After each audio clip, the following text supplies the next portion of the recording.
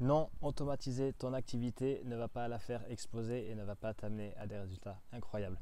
Salut, c'est Alex et dans cette vidéo, je voudrais te parler de ce fantasme de l'automatisation chez tous les entrepreneurs qui vendent leurs services et pourquoi c'est une mauvaise chose de se focaliser d'entrée dessus.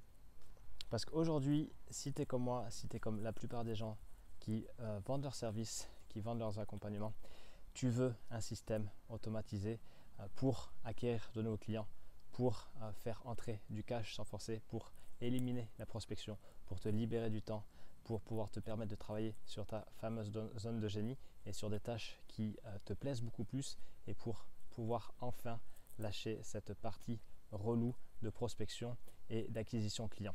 Sauf que l'erreur qui est faite vraiment fréquemment chez nombre d'indépendants qui vendent leurs services, c'est croire à tort que automatiser directement ton activité va te permettre d'exploser ton chiffre d'affaires et d'atteindre des résultats records.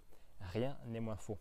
Alors ok, l'automatisation fonctionne, mais c'est la dernière chose à laquelle tu veux penser lorsque tu cherches à pérenniser et valider ton activité. Pourquoi? Parce que automatiser une activité et des fondations qui sont bancales et qui donnent peu de résultats en organique, c'est s'assurer de partir à la faillite et à la banqueroute, tout simplement parce que quand tu automatises, tu es dans l'obligation de mettre du budget, on va dire par exemple dans Facebook, pour alimenter la machine à prospect. Si les réglages sont mauvais, si le ciblage est mauvais, si le message n'est pas bon et ne résonne pas chez ton audience, là tu peux être sûr que tu vas cramer ton budget à vitesse grand V. Pourquoi? C'est tout simple, parce que ton activité, elle dépend vraiment de 4 piliers fondamentaux. 1. Ton avatar, c'est-à-dire celui que tu veux aider, celui qui va acheter ton service. 2. Ton message qui doit résonner chez ton avatar pour créer de l'émotion, créer une relation et ainsi lui donner envie de venir travailler avec toi. 3. Ton offre. Forcément, si ton offre est mal calibrée, si ton offre ne répond pas aux besoins de ton avatar et de ton marché, ça fera chou blanc. Et 4. La vente, c'est-à-dire que tu vas apprendre à vendre en direct. Et parce que si tu veux vendre des offres qui commencent à être hors de gamme, c'est-à-dire qui sont au moins à 4 chiffres, ça passera forcément par un échange, soit au téléphone, soit en face à face. Mais l'idée est de valider ces 4 points qui sont vraiment les fondamentaux. Donc qu'est-ce qui se passe quand tu veux automatiser ça de suite? Parce que ça m'est arrivé par exemple il y a quelques mois, une personne s'est adressée à moi, je la connaissais ni d'Eve ni d'Adam.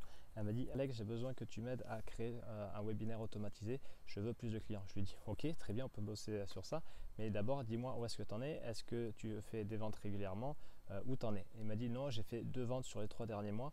Je lui ai dit: ok, alors dans ce cas on va plutôt revoir les bases et ensuite on va passer au webinaire automatisé une fois que ton concept, ton proof of concept, ton POC est validé. Bon, à priori, ça lui a pas plu parce que j'ai plus jamais entendu parler de lui. Je ne sais pas où il est passé, mais toujours est-il que au moins il était prévenu et il n'a pas cramé son budget. Tant pis pour moi, j'ai pas gagné un client, mais bosser dans ces conditions-là, c'est pas la peine. Bref, c'est pas le sujet.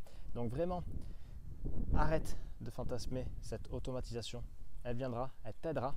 Ok, c'est sûr que c'est un outil non négligeable et bien au contraire, c'est vraiment quelque chose qui peut faire exploser ton activité, mais pas de suite. Vraiment, la priorité, et même une fois que c'est automatisé, surtout, j'ai envie de dire, une fois que c'est automatisé parce que tu mets du budget dedans, c'est de travailler sur les 4 piliers de ton activité. En priorité, l'avatar pour encore et toujours mieux le connaître, savoir qu'est-ce qu'il veut, les mots qu'il utilise, pour ensuite adapter ton message de façon à ce que ça résonne, parce que si tu ne crées pas une relation avec lui, c'est cuit. Une fois que la connexion est créée, proposer une offre qui répond à ses besoins. Si tu n'es pas sûr de ton offre, ne travaille pas dessus pendant 1001 nuits. Plutôt co-crée-la avec tes premiers clients et enfin apprendre à vendre, savoir gérer tes émotions, savoir être dans l'écoute, l'empathie et le focus sur l'autre. Une fois que ces 4 points sont réunis et que tu trouves l'équilibre, tu trouves l'alignement dans ces 4 points, un peu comme un cadenas dont tu as les combinaisons mais qui ne sont pas dans le bon sens. Une fois que tout est dans le bon sens et que tout s'aligne, les ventes arrivent et tu peux passer à l'étape ultime de l'automatisation. Parce que vouloir automatiser sans valider ses fondations, c'est comme vouloir conduire une Maserati sans savoir la différence entre la pédale d'embrayage et de frein. Tu peux imaginer que ça va mal finir. Donc, fais les choses dans l'ordre. Ok, t'es pas pressé. Si ton objectif, c'est vraiment de vivre de ton activité sur les prochaines années, sur les 5, 10, 20 prochaines années, tu n'es pas à quelques mois près et ça vaut bien le coup de prendre le temps de valider ces fondations, parce que plus tu veux aller haut, plus tu auras besoin de fondations solides. C'est vrai dans la construction, c'est aussi vrai pour ton activité. Voilà, c'était Alex, je te remercie et je te dis à très vite. Salut.